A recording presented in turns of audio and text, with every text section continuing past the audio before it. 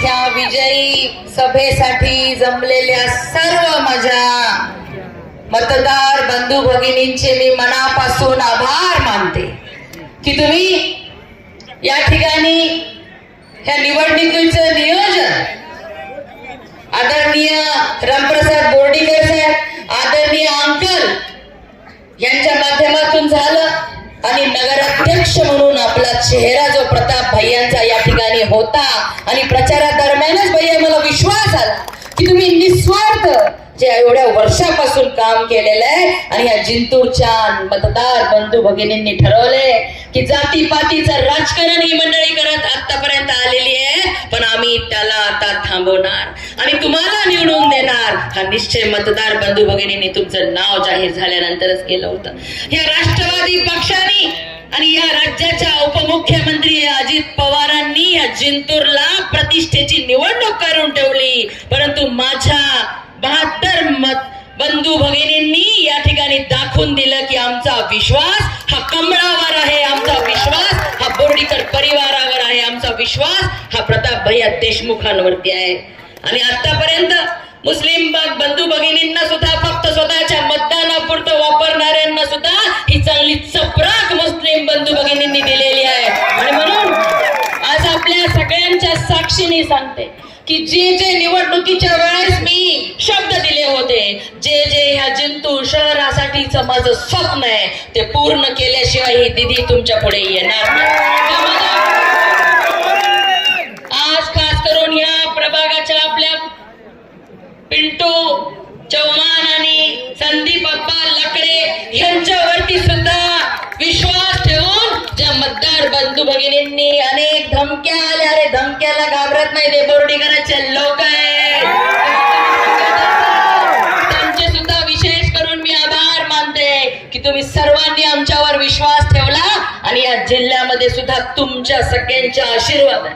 जिंतूर सेलूकरांच्या मतदानामुळे त्यांनी माझ्यावर विश्वास ठेवला आणि म्हणून आपल्या नेतृत्वाने विश्वास ठेवून राज्यमंत्री म्हणून काम करण्याची संधी दिली, पालकमंत्री म्हणून काम करण्याची संधी दिली. आज या ठिकाणी ह्या पूर्वीच्या निवडणुकांमध्ये या जिल्ह्यामध्ये फक्त प्रताप भैया मुन्नादाजी 4च कमळाचे नगरसेवक होते आणि आज 42 कमळाचे नगरसेवक या जिल्ह्यामध्ये निवडून आणण्याची किंमत केवळ तुमच्या सगळ्यांच्यामुळे ह्या दिदीला शक्य झालेली आहे. यापुढे देखील तुम्ही सर्वजणांनी असंच प्रेम आणि विश्वास दाखवल्यानंतर ही मेघना दिदी कुठंच कमी पडणार नाही हाही शब्द या ठिकाणी देते. आणि खास करून मुस्लिम बंधू भगिनींचे मी आभार मानते की तुम्ही सगळ्या जो विश्वास दिला त्या विश्वास तुम्ही टिकवून ठेवला.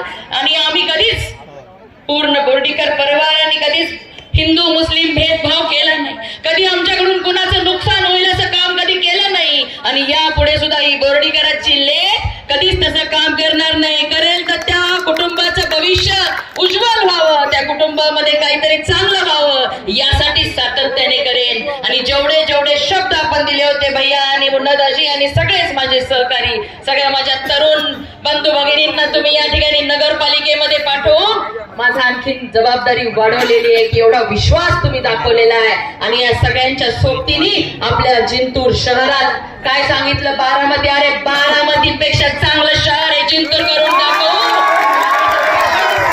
या ठिकाणी देते.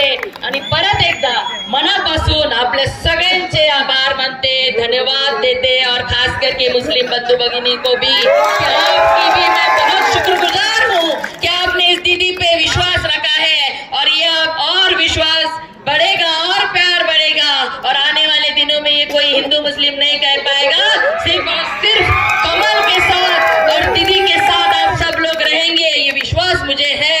और आपके सारे सपने पूरे करने के लिए ये मेघना दीदी हमेशा आपके साथ है.